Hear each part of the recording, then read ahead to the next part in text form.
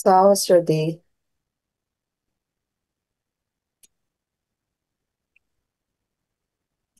I'd like to see you all.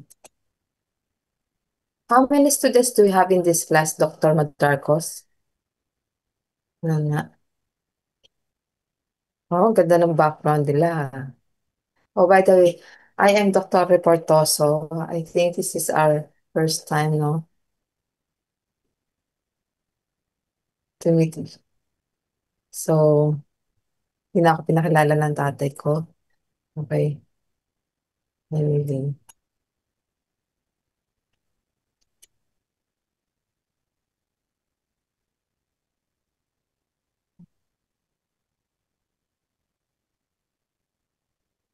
So, I'm Dr. Reportoso. I am a pediatrician by profession and also a faculty in the Department of Biochemistry there in ELCO, pero as a guest lecturer lang actually. No. I'm also a faculty in the Department of Biochemistry in UERM Medical Center. Mm. So, yun. So, our topic for this afternoon, I think it's time na, no? Oh, hindi pa maaga pa. So, pwede pa tayo magkwentuhan. Ayan na nila. So, how's the weather there in Bulacan?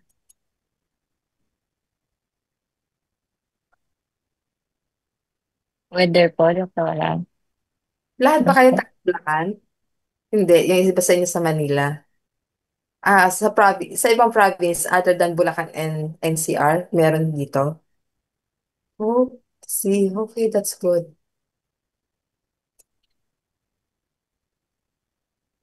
Ay, kung makita niyo yung screen ko ngayon, ang daming mga malakas daw ang ulan. Malakas pa ba ang ulan? No, sige, sisimulan na natin para matapos na din to, no? Okay, so let's start na. Mamaya kasi baka magkaroon tayong problema sa connectivity. So again, this is about the white blood cells. So it's also known as leukocytes. I think Dr. Jeline Ostomo had a lecture this morning about the red blood cells, correct? Hello? Yes po, Opo. Dok. Yan, ganun. Okay.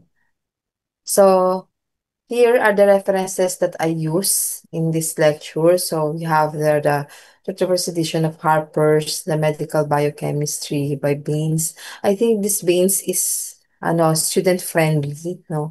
And part of it also is a Williams hematology book. So here, sorry, I forgot to include my learning objective in the slides. No. But then as we go along, papaalam ko naman sa inyo kung ano yung important things that you should know about the white blood cells. Okay? So, unlike the red blood cells that you know and the platelets, no, the leukocytes possess a full complement of internal organelles. However, the nuclei of many leukocytes exhibit marked deviations from the compact and spherical organelle typical of most eukaryotic cells. So as you can see here, now in this slide, we have here it is divided into two, the mononuclear leukocytes and the polymorphonuclear leukocytes. So the lymphocytes, the B lymphocytes as well as the T lymphocytes and also monocytes, these are mononuclear leukocytes, meaning the nuclei are unusually large and noticeably irregular in shape. Then isa lang ang nucleus niya actually, no? In contrast to the polymorphonuclear leukocytes, no, this is known as granulocytes as well. So this is exemplified by eosinophils, basophils, and neutrophils. The nuclei segments into multiple lobes. Here in this slide, I'm just showing you, I think you had this in your anatomy or physiology, that the production of the monocytes and the granulocytes, Eos, Beso, and Neutro proceeds via the formation of the common myeloid progenitor, while the differentiation of hematopoietic stem cells into lymphocytes, this proceeds via the formation of the common lymphoid progenitor. So what are the functions? So number one, no? So yung kanina parang review lang yun. So this is the first learning objective to determine the functions of leukocytes. So leukocytes, the main function actually of leukocytes is to protect our body from infection. So we have here the three granulocytes. So the neutrophils is the most abundant type of white blood cell. It ingests and destroys invading microorganisms such as bacteria and fungi in a process known as phagocytosis, which later on we will talk about in more detail. And then we also have basophils and mast cells. This releases stored effectors that attract additional leukocytes to the sites of the infection, and it triggers an inflammatory response. And lastly, we have there the eosinophils, which phagocytize larger parasites. Di ba nga, pag nagpa-blood test tayo, pag nakita natin mataas ang count ng basophils, ang naisip kagad natin allergy or even eosinophils, right? O kaya, kung wala man allergy, ano naisip natin? Maybe this patient is suffering from a parasitic infection. Next, how about the lymphocytes? So the lymphocytes here, it's in, we have two, the B and the T lymphocytes. The B lymphocytes is synthesizes antibodies that neutralizes the antigen, and the T lymphocytes is participate in the specific immune response. Take note that I will not be discussing this lymphocytes because it has I think, a separate lecture, no? So hindi discuss lang natin, it's more on the granulocytes, okay? And lastly, before I forget, the monocytes, these migrate from the bloodstream to diseased tissues where they differentiate into phagocytic macrophages. Okay? So, yun nga, no, paulit-ulit, sabi ko kanina, neutrophils are phagocytic cell that rapidly migrates to areas of infection. But later on, you'll know that it is not only the neutrophils that are considered phagocytic cells. There are also other phagocytic cells. Okay. Next,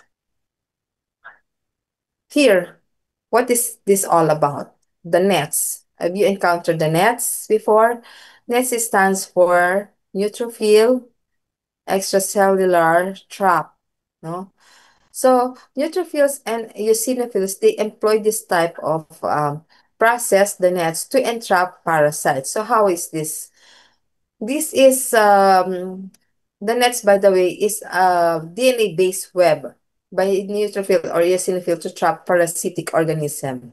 So here, as you can see in this illustration, this is a resting neutrophil with a multi-lobe nucleus. This one, the purple multi-lobe nucleus with an intracellular granules, and these granules consist of different granule enzymes and cytotoxins. Okay. Now, upon stimulation, the membranes encasing this purple multi-lobe nucleus, no, this one will rupture together with the granules, no? So magra-rupture yung cell membrane nila. So what will happen if they rupture? They will release the enzymes, cytotoxins, as well as the DNA strands. So the purple thing here, the line here, the purple lines that you see here are DNA strands, no? From the condensing chromosomes. What will happen next is that the DNA strands, this one, the DNA strands, it will form a mesh that fills the interior of the cell, to which some granule-derived proteins adhere. And then what will happen next is that it will lyse, no? There will be breakage of the cell membrane, the membrane here, no? And it will release its DNA protein web, which entraps now the parasite. This is the parasite, yung color orange, against the surface of the epithelium. So this is the mechanism of NETs, or neutrophil extracellular traps. Okay. Next, how about the basophils? So the basophils are the least abundant nucleosides which participates in hypersensitivity reactions such as allergic responses. So in here, what biochemical reaction is important is the decarboxylation of histidine. When histidine is decarboxylated, this is the structure of histidine. As you can see, when this carboxyl group is removed, meaning decarboxylation, you will form now histamine. This histamine is stored in the secretory granules of basophil. It is released during basophil activation and then stimulating the smooth muscle contraction and increases vascular permeability. The histamine also facilitates the accumulation of fluids within infected or damaged tissues as well as chemokines that attract additional neutrophils. So what do we mean by this? Sino na nakaranas sa inyo dito na nagkaroon allergy? Wala pa? Then that's good. Kung wala pa. Ano napansin nyo kapag nakakita kayo ng mga pasyente o ng mga taong may allergies? What do you see in their skin?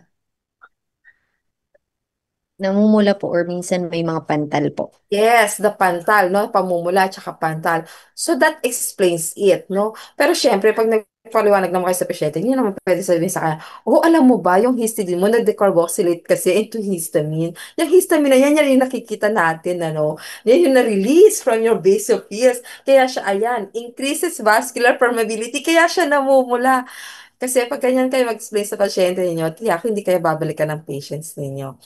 Siguro yung ganyang explanation, that explanation, you can just explain it during your conferences or when a consultant, for example, during the the ADCON, admission conference, or when you when you have rounds, no, yung ganyan, bedside rounds, yun, if a consultant asks you, that's the way you will answer. Pero sa patient, I don't think that will be nice. Okay? Ayan. So, leukocytes, aside from those mentioned, they also secrete lipid mediators called eicosanoids. I think you already encountered eicosanoids in lipids. Do you have lectures in lipids already? Wala. Oh, yun. So, meron na pala. So, eicosanoids, it is produced by the action of what amino acid, what a fatty acid. What is the precursor of eicosanoids? Sabi ninyo sa akin, meron na tapos na kayo mag-lipids. Arachidonic po. Very good. Arachidonic acids containing how many double bonds? Ay, naku, ang layo na naman nun sa leukocytes, ano? Parang Or wala na lang. Tama. Okay, four. Four double bonds yan. This is just a review. Sorry, ganyan ako mag-lecture. Pag bigla ko may naalala, para ma-review ko din kayo. So this eicosanoids, no, the lipid mediators, is falls into two broad classes. You have there the leukotrienes and the prostaglandins. Okay? The leukotrienes are characterized by the presence of set of three conjugated carbon-to-carbon double bonds, whereas the prostaglandins first isolated from the prostate glands. Ah, di ba? Nice to know. Kaya pala siya tinawag na prostaglandins. And it contains 20 carbon atoms and are distinguished by their common five-membered rings.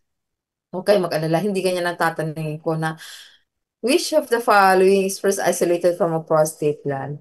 Baka nice to know, hindi ko tinatanong sa exam. Okay?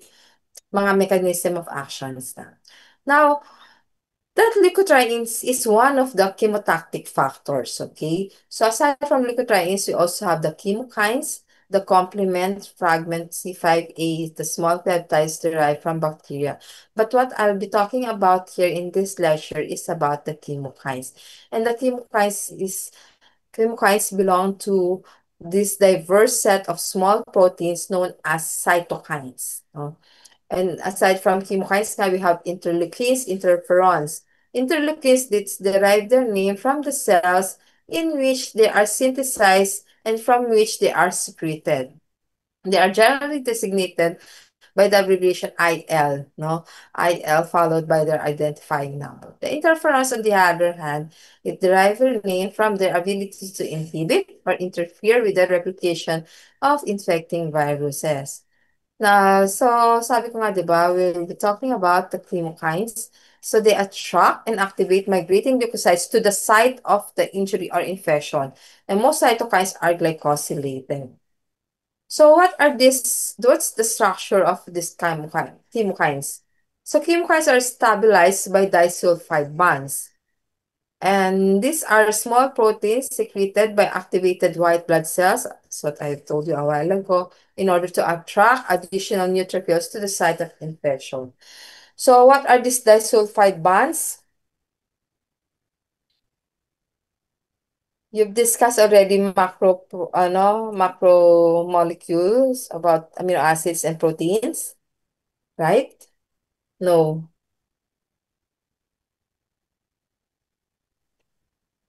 Class? Hello? Were you able to take up amino acids before? Not yet. Tapos na po. Oh, tapos na ulit. So, these disulfide bonds, okay? Disulfide bonds. So, here we have different types of chemokines, and as you can see, depending on the formation of the disulfide bonds. So, disulfide bond is formed between what amino acid?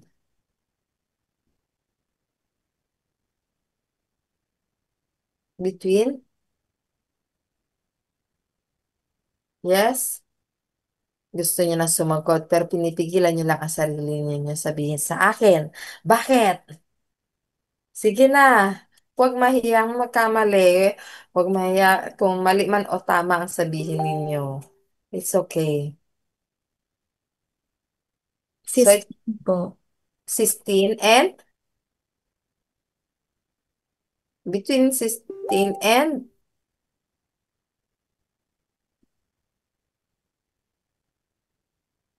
and another 16.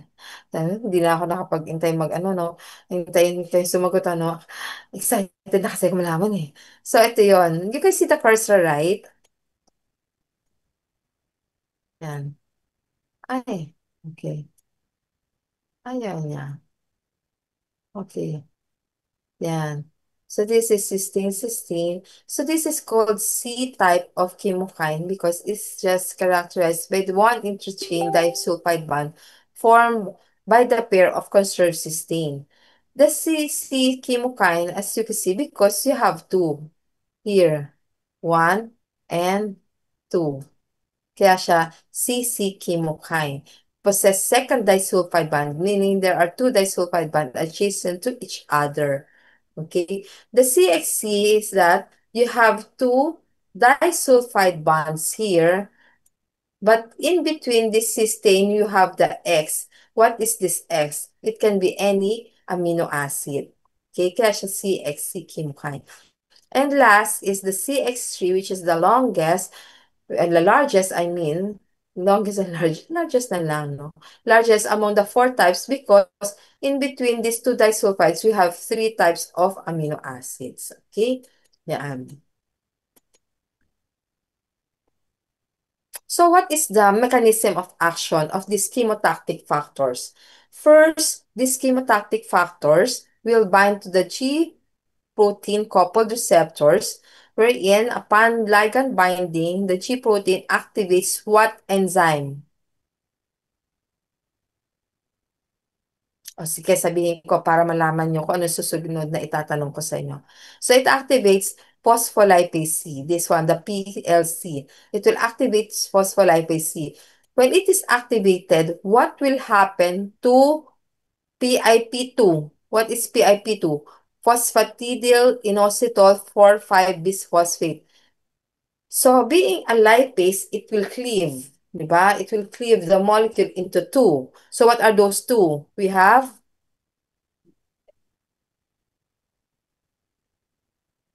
andyan na siya. So we have, what? IP3 po and IPT that. po, Very NDAG. good. See, kaya nyo naman pala eh, di ba? So we have the IP3 and the DAG, okay? Or the diacylglycerol. What will happen with this IP3?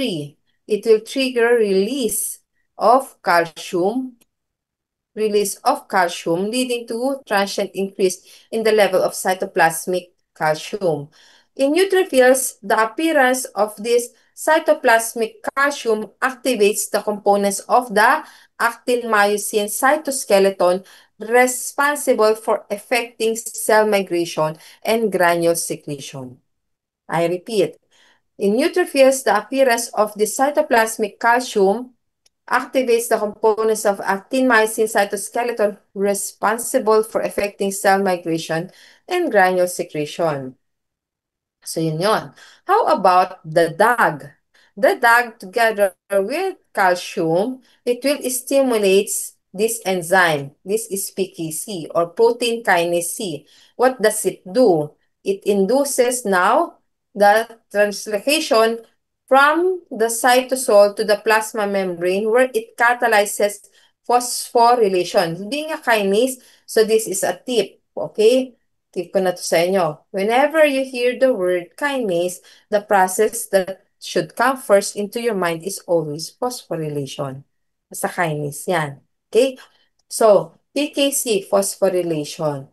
So, that phosphorylation of various proteins will, including some of the other proteins now, it will trigger the respiratory burst, which will later on we will be discussing. Okay? So, ito na ang kwento. Ayan na. Kunwari, nagkaroon ng infection.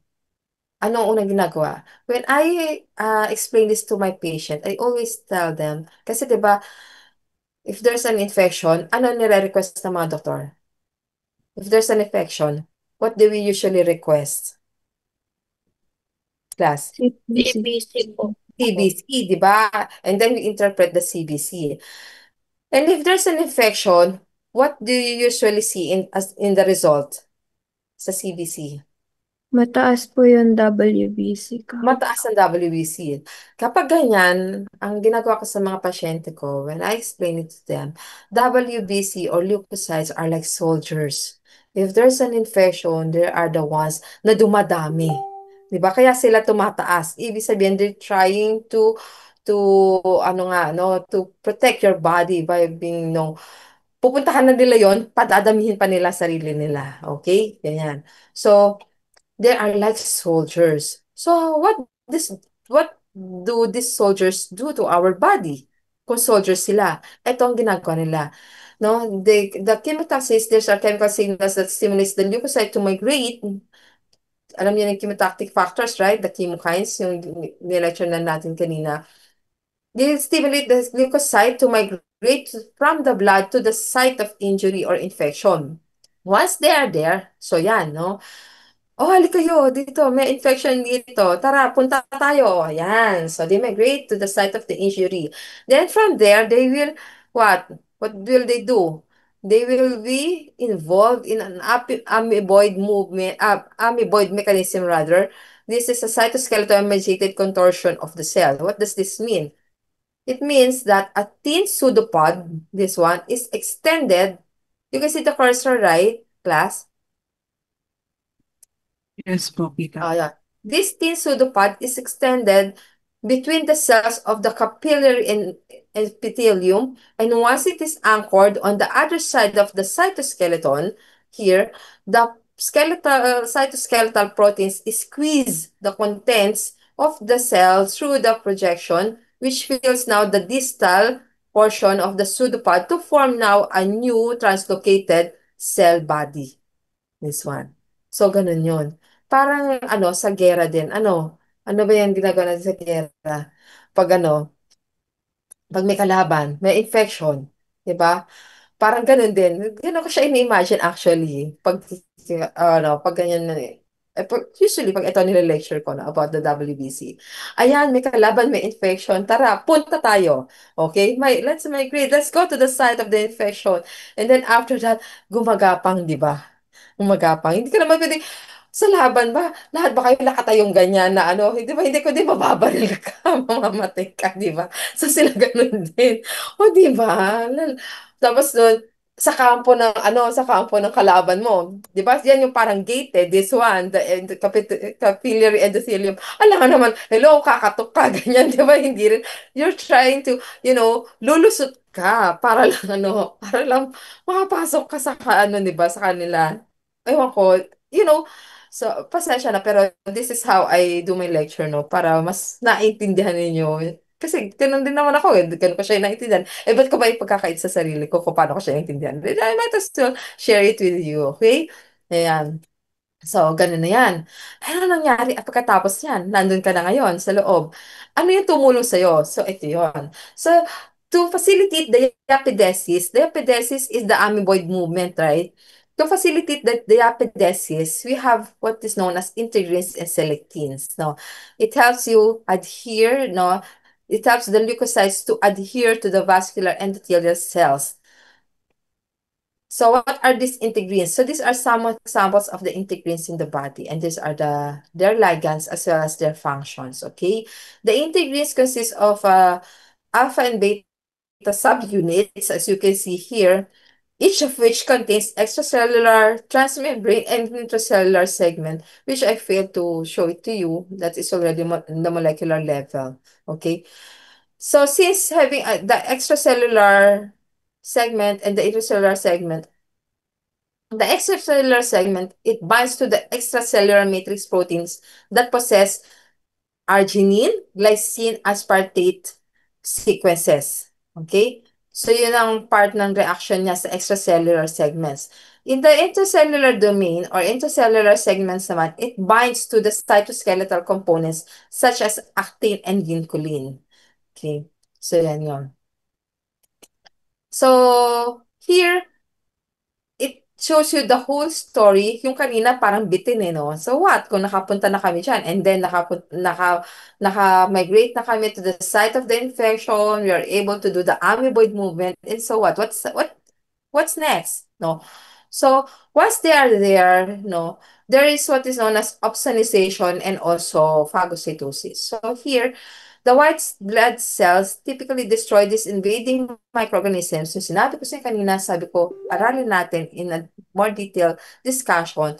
It's about phagocytosis. So sa phagocytic leukocytes, it recognize and bind target cells using receptors that recognize bacterial lipopolysaccharides or peptidoglycans. What does it mean?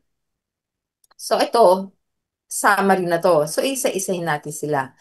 So first, look at this one. Sabi kanina, sa previous slide here, using receptors that recognize bacterial lipopolysaccharide or peptidoglycans. So meaning, it recognizes which part of the bacteria, the LPS, lipopolysaccharides. So this orange thing here, this is the microorganism that is opsonized by the neutrophil via phagocytosis.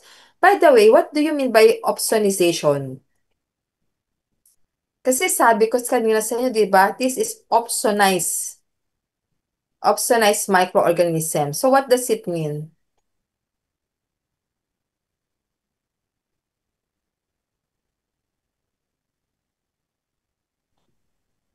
Class, this is opsonization. So this is opsonized microorganism. Siya yung na-opsonize ng neutrophil. What do you mean by that? Sige, in layman's term na lang. O pambata pa kung gusto ninyo, hindi lang basta layman, pang kindergarten. O, di ba? Hmm. Ano? Code? Ano pa? Who plays tag Tagging po. here? Ay, nasabi ko na. Ano? Ano sabi mo, Iha? Tagging po. Yes, tagging. 'Di ba? O 'di ba pang elementary siya? Pag meron kang ano, oh, tag your it. 'Di ba? Ganon. O, di ganon din ang ginagawa ng neutrophil. Akala nyo ba, pumunta lang ako doon. Nakalusot na ako. And then after, what's next? Siyempre, hanapin mo yung kalaban mo. You tag. Tag ka ngayon. So, that is what's called opsonization. Okay? Tag your it. O, mamaya baka may maglaro sa tag your it. Ngayon, hindi niya nasasabihin tag your it. Ano nasabi niya? Opsonize. Opsonization. O, di ba? Ganun na ngayon. Let's play opsonization. Sabihin ng anak mo, ano yun, mami? Oh, that's tag, anak. O, di ba? Okay. So, ano ba yan? So, this is an opsonized microorganism by a neutrophil via phagocytosis. The triangle here is the antibody. or the complement tag, whereas the bright orange here, it is the receptor. Okay? That is the receptor. Ah, Dr. Vincent, you're here pala. Good Nasa immunology afternoon. ka Oy, na. opsonization, na-discuss ko yan sa immunology ha. Oh, ayan pala. Kayo ha. Oh, di ba nauna pa si Dr. Vincent? Bakit ang tahimik ninyo? Ayan. Ako na nagdaldal dito. Pero hindi bale, narinig ko naman yung sagot ninyo kanina rin. Ayan. You can interrupt me anytime, ha?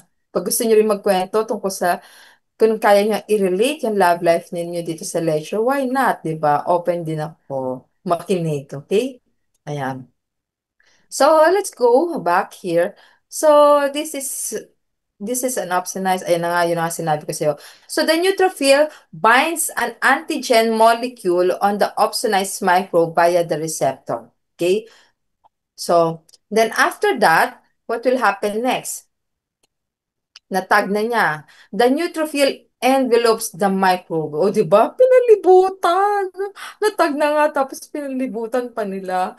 And then, the secretory, hindi pa natapos, no? After nilang palibutan. After they envelope the microbe, the secretory granules fuse with the newly internalized phagosome. Take note, class, that when this neutrophil envelopes the microbe, you form a phagosome. This is what's called phagosome, the one here in the middle, okay? The secretory granules fuse with the newly internalized phagosome, delivering their contents. Then after that, the granule delivered enzymes and cytotoxins, destroying now the microorganism. And then, after that, the phagosome then fuses with the cell membrane, expelling any remaining debris. Okay? So that's the complete kwento now from the what? From the attack mode nila hanggang sa nakatag sila, then they phagocytize, tama ba? Phagocytize, tama. The microorganism. Okay? So, yun. So, I told you a while ago, it is not only the neutrophils, no, that is considered as phagocytic cells. It only comprises roughly 60% of the white blood cells. Eosinophils can also be a phagocytic leukocytes and it makes up 2 to 3% of the leukocytes. And macrophages, which are derived from the monocytes, they comprises about 5% of the leukocyte in the body. Now, di ba sabi ko kanina, tag, di ba nakapunta na sila, no? Let's migrate. Let's go to the site of the injury. Then let's have the amoeboid movement. Then once we're there, we tag the microorganism. Opsonization. After tagging, what comes next? Ito lang, nasa na ako. They will release now, the granules there, the granules will release its toxin, the cytotoxin, to kill the microorganisms, right? But what helps them? What helps them? What is in the granules? What is inside the granules? Ayan na sa slide na yan. Okay? Na-lecture na rin ba kanina? O inuulit ko na lang? Na-lecture na rin kanina? Dr. Asay? Hindi naman ano. Hindi naman pa. Akala ko, Medyo sa, matagal na rin po kasi yung immunology lecture ko. sabi ko, baka akala ko wala na akong lecture. Inuulit ko na lang. Ay, na-review kayo, di ba? Oo, saya-saya. Okay. So, what is that in the granules? They contain enzymes and proteins. So, anyway, enzymes, proteins, di naman talaga yun. So, these are the different enzyme and proteins in the granules of the phagocytic leukocytes, no? Dito ko na nakikita yung akin, ano. Ayan, ito. So, these are the different enzymes and proteins. So, let's discuss first this one. Bakit hindi kaya yung una inuna ko? Because this is the first naman talaga dapat talaga na inuunang discuss. Pero, ewan ko, ba't inuna niya yung myeloperoxidase in the table from one of the references? So, let's talk about the NADPH oxidase. So, what is this NADPH oxidase? So, the NADPH oxidase system, the first step here is the formation of microbicidal ROS during the respiratory burst. Okay, and that is the synthesis of this, what do you call this? You call this superoxide, no? Synthesis of superoxide catalyzed by NADPH oxidase. It is followed by spontaneous dismutation of hydrogen peroxide from two molecules of superoxide. So what does this mean? It means that the cell is protected from the superoxide because superoxide is ROS, right? It's radical reactive oxygen species. Now it's a reactive oxygen species. So it is ROS. So the cell is protected from any superoxide that may escape from the phagocytes by the enzyme superoxide dismutase because the end product is hydrogen peroxide. Okay. Now what happened to this hydrogen peroxide? So the story does not end there. Then, ang haba naman ng kwento. Kailan kaya mag-end yung kwento natin? So, what will happen to this hydrogen peroxide? What do you think? This hydrogen peroxide can be used as a substrate to myeloperoxidase or it can be disposed by the action of glutathione peroxidase, I mean. Okay, I repeat, hydrogen peroxide can be used as a substrate for myeloperoxidase or it can be disposed by the action of glutathione peroxidase. That is the reason why I told you a while ago that we should discuss first not pH oxidase system. Because the product here of this reaction, which is not only the radicals, the superoxide, but the hydrogen peroxide product of this not pH oxidase system will be used as a substrate for your myeloperoxidase system. So this myeloperoxidase system now, so let's discuss this.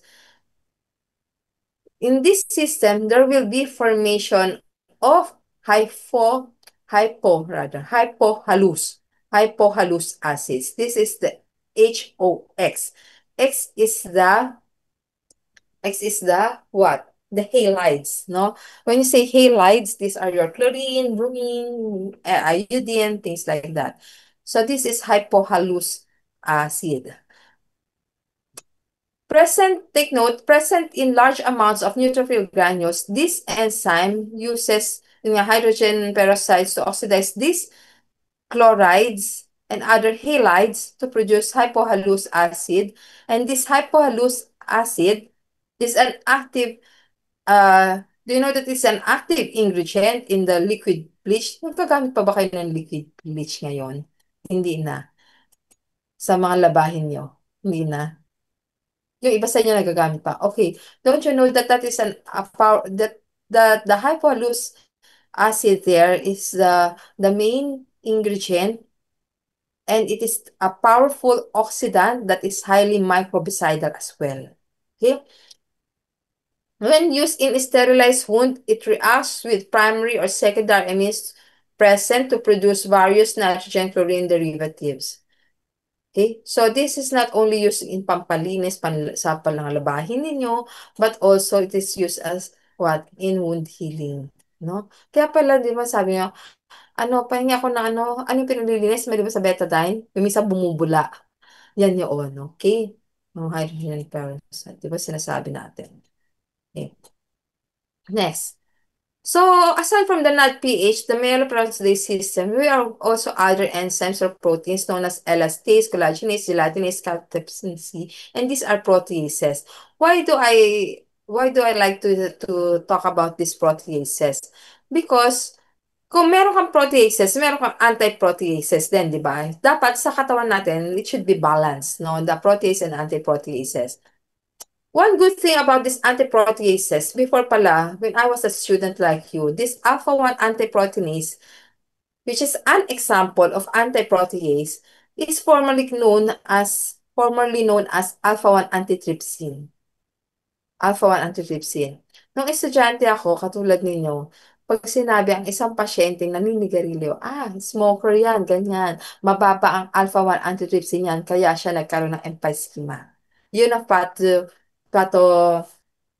pathology niya, no? Yung patho pathognomonic ng ng isang tao na naninigarilyo. Pag sinabi, may naninigarilyo yan, kaya yan nag-emphysema, alpha-1 antitrypsin. So, yun ang alam namin noon, nung time namin. But now, pag sinabi mo alpha-1 antitrypsin, it is known now as alpha-1 antiproteinase.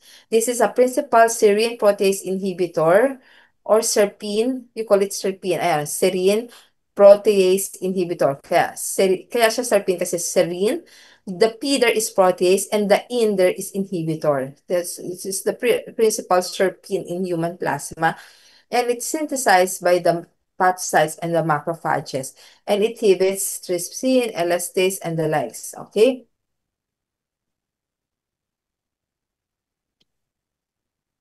Another antiprotease is alpha-2 macroglobulin. So ano naman ito? It comprises of 8 to 10% of total plasma proteins in humans. It is synthesized by monocytes, hepatocytes, and astrocytes. This is a pan-proteinase inhibitor, and it mediates inhibition and clearance of a broad spectrum proteases by a venous flytrap mechanism, and it targets cytokines to tissues. Okay? Gusto ko lang yung clinical conditions associated with what you are studying right now. Okay? So I'll be giving you clinical scenarios later on. Now, before we go there to the different clinical conditions, while an appropriate balance, which I told you previously, balance, there should be balance between your proteinase and antiproteinase. In certain instances, such as when there is inadequate, for example, drainage, leading to an accumulation of large numbers of neutrophils, considerable tissue damage can result. So, what do we mean by this? For example, there's an elevated of chlorinated oxidants formed during inflammation. This can tilt now the balance between proteinase and antiproteinase in favor of the proteases. So these proteases, they are activated by the hypochlorous, while several of it countervailing antiproteinases are inactivated by the same hypochlorous acids. And another thing, the antiproteases or the inhibitory proteins can themselves be degraded by proteases. What do we mean by this? For example, the alpha-1 antiproteinase inhibitor, they can be hydrolyzed, pwede rin pala yun, by collagenase and gelatinase. Okay? So, clinical application tayo para maintindihan ninyo ano ba yung mga pinagsasabi ni doktora. Parang ang lalalim na hindi na namin siya maarok. Okay, para mas ma-appreciate ninyo, let's go to the different clinical conditions. So, one is leukemia. Leukemia, it's a malignant neoplasm of the blood-forming tissues that can lead to uncontrolled productions of one or more of the major classes of white blood cells. In your second year and third year, you will be dealing with the different types of leukemia. But for now, let us just define, kung paano itong leukemia na to. Then next is anaphylaxis. So anaphylaxis naman is a serious allergic response due to hyperactivation of granulocytes. So this is related to what we have discussed about the histamine production by the basophils, no? And then the leukopenia, white blood cell, inya, ibig sabihin kulang. So there's depression in the production of the white cell counts, which can be caused by the different things like physical injury, chemotherapy, ionizing radiation, EBV, lupus, and myelofibrosis.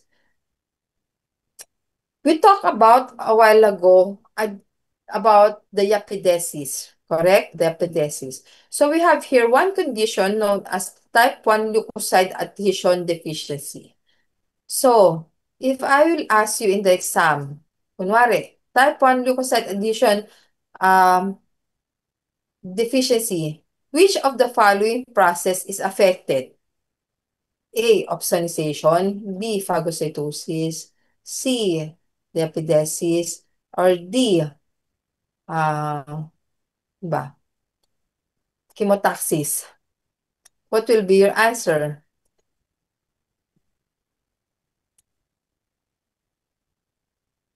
Diapedesis. Lipidesis. Kasi lipidesis, akala mo doon mga integrins, di ba? Eto, pag sinabi mo adhesion, yan yun. Okay? So, there's a lack of the beta-2 subunit. Di ba? the integrins, it has alpha and beta. So there's a lack of the beta 2 subunit and of two related integrins found in neutrophils and macrophages. Okay? Huwag niyo na alalahanin ito. Hindi ko naman ito itatanong sa inyo. Yung mga CD-CD na yan. Okay? So here, this is the LFA1. Okay? Ito yung sinasabi ko sa inyo na, naapektuhan ng type 1 leukocyte adhesion deficiency. Okay. How about the chronic granulomatous disease? What is this all about? Although this is relatively uncommon, no, persons suffering from this condition experience recurrent infections. They also form granulomas, kaya ang tawag sa kanila, sa sakit niya yan, chronic granulomatous disease. They form granulomas in the skin, in the lungs, and in the lymph nodes as a means to wall off invading pathogens. In some cases, the relief can be provided by the administration of gamma interferons, no? In this one. So, in this chronic granulomatous disease, the mutation is in the NAD-PH oxidase system.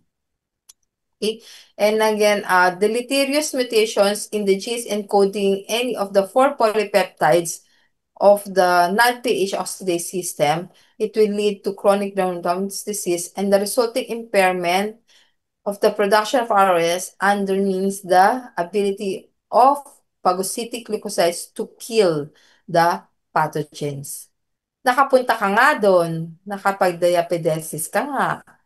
Pero, ang problema mo naman, na-phagocytose mo na nga.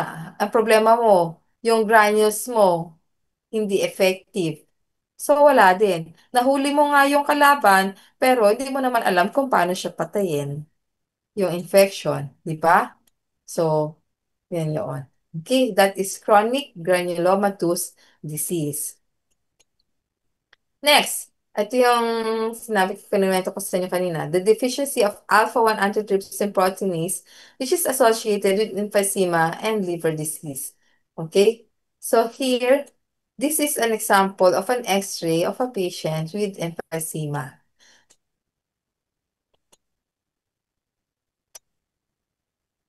Pag sinabing emphysema, what do you mean by that?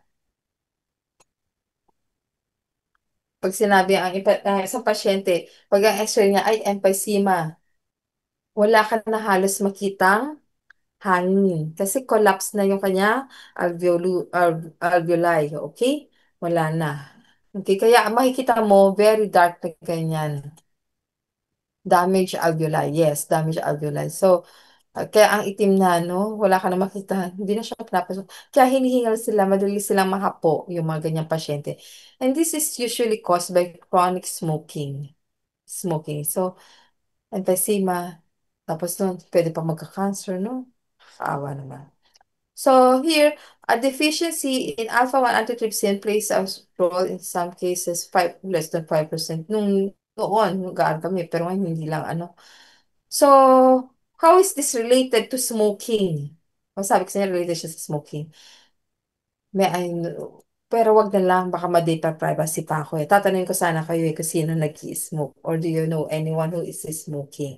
Pero I think after the lecture, pwede niyo na siya maging advice kung may kakilala man kayo na nag-smoke. So, pero syempre pag nag-advise naman kayo, hindi alam ko hindi niyo naman sila i-advise katulad kung paano tayo mag-explain, no? The molecular level.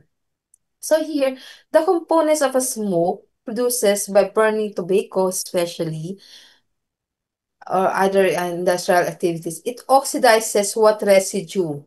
It oxidizes the methionine residue located in the protease binding domain of alpha-1 and alpha-1 antiproteinase. So what will happen if it oxidizes that methionine? What do you think what will happen next?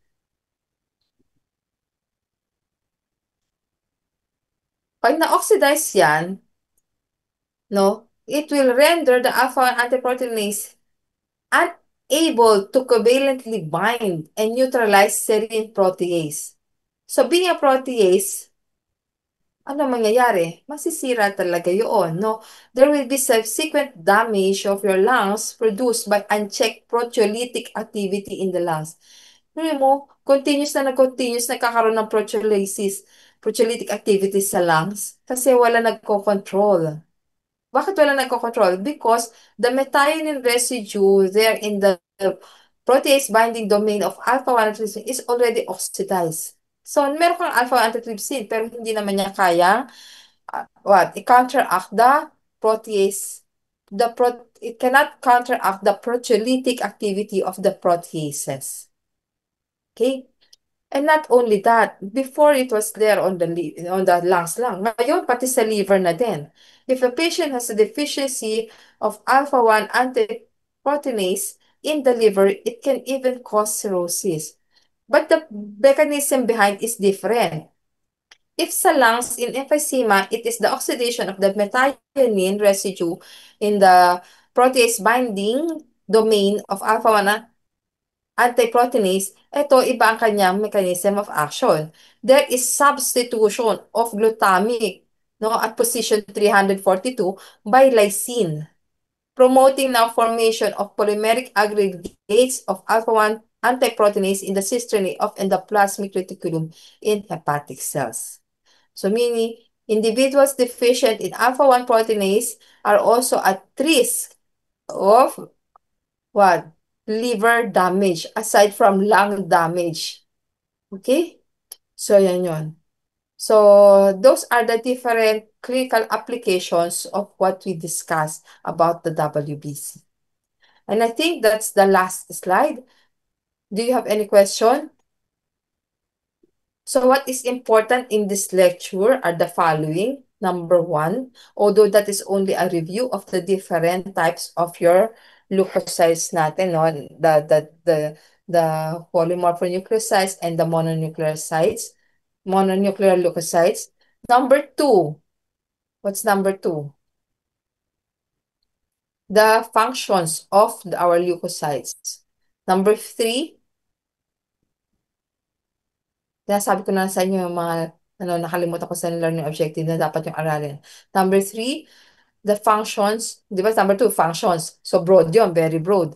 So you study the functions ng neutrophils, ng basophils, you study the nets, you study the opsonization, pagkatapos chemotaxis, diapedesis, opsonization, phagocytosis. I repeat, okay? Chemotaxis, diapedesis, followed by opsonization, then phagocytosis. And then after you have studied those things, you study the different clinical applications. Mainly in the protease antiproteinases, which involves liver cirrhosis and emphysema. Because from these things that I have mentioned, I'll be getting my exam questions. Okay? Do you have any question with that? By the way, wala nagtatanong sa akin. O sige. Dok, paano yung presentation ninyo? Oo, ipopost ko siya.